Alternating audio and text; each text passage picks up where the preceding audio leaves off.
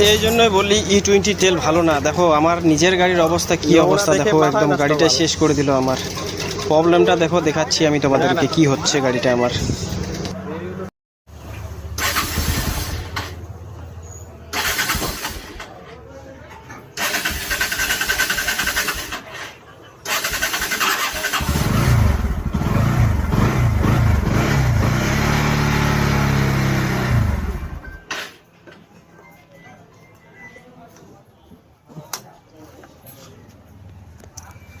সকাল সকাল আমার গাড়িটা একটা প্রবলেম হলো, দেখতেই পাচ্ছ।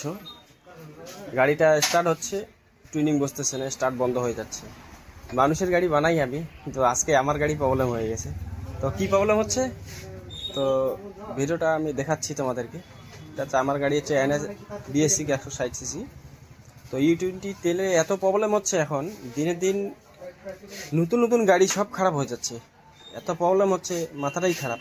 গাড়ির মাইলেজ কমে যাচ্ছে, স্টার্টিং প্রবলেম দিচ্ছে। তো কী কারণে হচ্ছে আমি দেখাচ্ছি এই ভিডিওটা, দেখাতে পারা।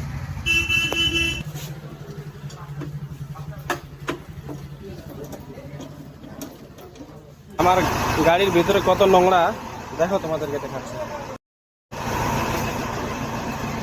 হোটেল বডি দেখো, খোলা হয় না গাড়ি।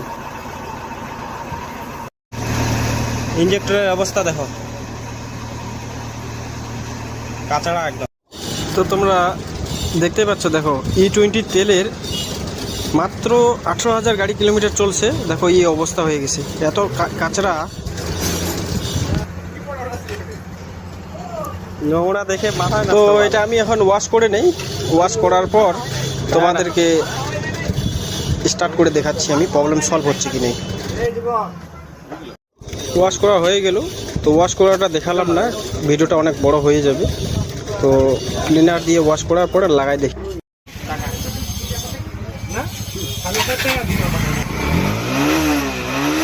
তো বর্তমানে তো গাড়ি দেখতেছি প্রবলেম সলভ।